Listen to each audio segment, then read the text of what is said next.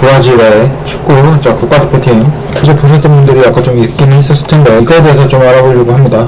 보셨어요? 한국이 브라질 상대로 9번에 했었었는데 1승 8패입니다. 오늘까지 이제 포함해서 오늘 5대0을 졌죠. 자, 그래서 오늘은 대한민국과 브라질의 축구 국가대표팀의 상대 정적 요거에 대해서 좀 알아보고자 지금 이렇게 또 켰어요. 자, 한국과 브라질의 이제 축구 상대 정적, 자, 이거에 대해서 나왔는데 진짜 보면서 제가 딱 느끼게 되더라고요. 진짜 브라질이 강하구나 라는 거를 정말 좀 느끼게 됐습니다. 이거 보면은 진짜 역대 A매치 다 갖고 온 거거든요. 그러니까 1승 8패니까 좀 이제 9번 붙었다는 거잖아요. 근데 여러분 그거 아세요? 이게 진짜 이 2002년도 밑에 가잖아요? 그러면 우리가 진짜 옛날에 왕창 깨졌을 거라 생각을 하잖아. 근데 그게 아니에요. 대한민국 95년도에 1대0, 97년도에 2대1, 99년도 때 1대0으로 오히려 승리를 했었고 2002년도 때 3대2 이랬거든요. 이게 여러분들 그걸 좀 오해하면 안 돼. 우리가 브라질한테 무조건 진 게 있는데 이렇게까지 대패로 깨진 적이 그렇게 많이 없어요. 여러분들 아니 이때 이 2002년도 이 밑에 있는데 이때가 브라질 세계 최강이었어요. 랭킹 1위야. 지금 브라질 랭킹 6이에요. 랭킹 1위였는데 진짜 비등비등했다니까? 1대0 아무리 잡아도 1대0이었어. 그런데 이게 어떻게 올라가느냐, 2013년도 때 그 후로 10년 후에 붙었었죠. 10년 후에 붙자마자 2대0 이때 하나가 있다고 치자. 2019년도 이후부터 이게 기하급수적으로 벌어집니다. 1대0 2022년도 친선 경기를 한번 했죠. 서울에서 5대1 심지어 2022년도 이건 월드컵 16강이었죠. 4대1입니다. 그리고 오늘도 10월 10일날 5대0 말그대로 그냥 할 말이 없죠. 오히려 이거는 옛날보다 이 실력 격차가 더 커진 거야. 이거는 진짜 엄청나게 커진 겁니다. 이거는 1승 해가지고 이건 8번 패배인데 최근 이 3번은 아무리 브라질이라도 해도 그렇지 이렇게 점수차로 지면 어떡해요. 5대1, 4대1, 5대0 이렇게 져버리면 어떡해. 이거는 좀 문제가 있다. 너무나도 강팀 브라질이 아무리 강팀이라고 하기는 하지만 이거는 좀 너무 심해. 한국이 이것도 오로지 1999년도 이때밖에 없습니다. 이때 뭐였냐면 1999년도 때죠. 잠시 올림픽 경기장에서 기적이면 대한민국에서 기적. 이때가 세계 랭킹 1위였다니까. 여러분들 그거 아시잖아요. 9년도인데 2002년도 때 브라질이 월드컵 우승을 했잖아. 그러니까 브라질 세계 랭킹 1위로 해서 히바우드 같은 애들이 다 왔는데 이겼어. 또 이게 그러니까 좀 이런 것이 있었죠. 브라질 파상공색이라는 데는 이건 막을 수가 없어. 솔직히 이거 어떻게 막아. 한국의 필사적인 수비 양상, 이의 승리의 주역은 이게 진짜 웃긴 말인데 전술적인 우위가 아닌 선수들의 투혼과 결정적인 개인의 활약이야. 그러니까 90분에는 완전 그냥 두둑이 맞다가 마지막에 그렇죠. 그때 골키퍼가 이제 김병지였는데 완전 선방 엄청나게 하고 수비 그때는 홍명보죠. 홍명보가 또 엄청나게 수비를 막 하고 그러니까 투혼이라고 얘기를 하는 거지. 투혼으로 해서 브라질 공격을 다 막았다. 영대 무승부를 보였는데 딱 한 방으로 해서 후반 45분에 서정원이 교체를 해서 김도훈이라는 사람이 이제 바위수술에서 1대0으로 딱 이겼다. 그제서야 딱 이제 1대0으로 딱 이겼었다. 단 한 번의 결정적인 기회.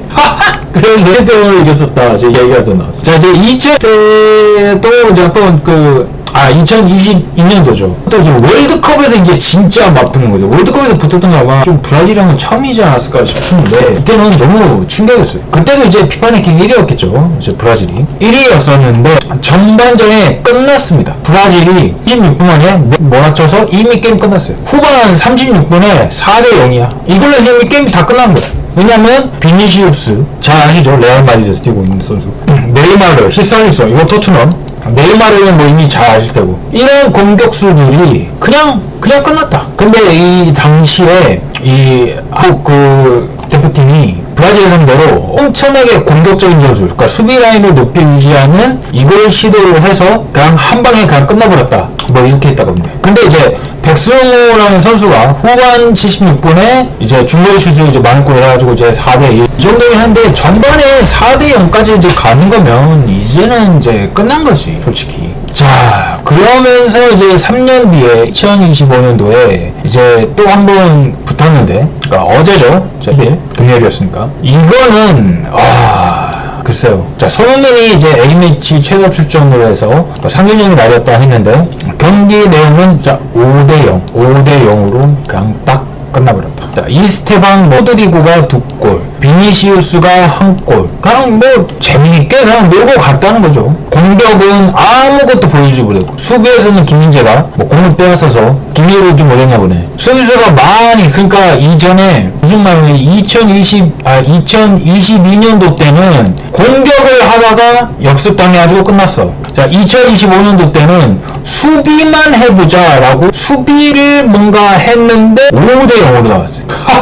그러니까 공격적으로 해도 안 돼, 수비적으로 해도 안 돼, 둘 다 안 된다는 거예요. 그러니까 둘 다 안 된다는 거예요. 한국, 그러니까 브라질한테는 공격적으로 전술 짜도 안 되고 수비적으로 전술 짜도 안 되고 둘 다 안 된다는 거예요. 그러니까 한마디로 이 브라질의 안젤로티 감독이라는 이 사람이 경기 후에 인터뷰를 했는데, 자, 우리가 큰 승리를 거뒀던 이유 중에 하나가 우리가 수준이 높다, 그냥 이걸 해서 끝난 거예요.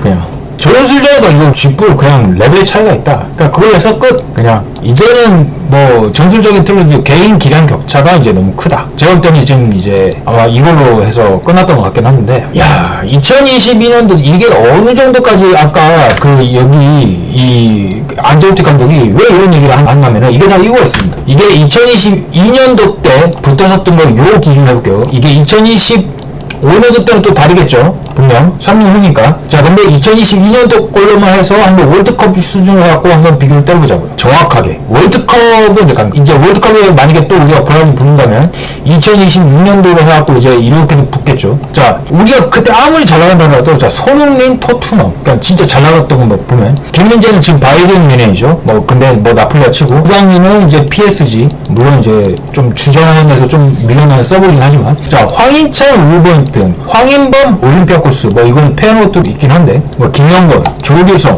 김승규, 이걸 아무리 다 대입을 한다 하더라도 결국 손흥민, 김민재, 이강인, 뭐 황희찬, 여기서 이제 이재성도 뭔가 좀 하나 포함이 되겠죠.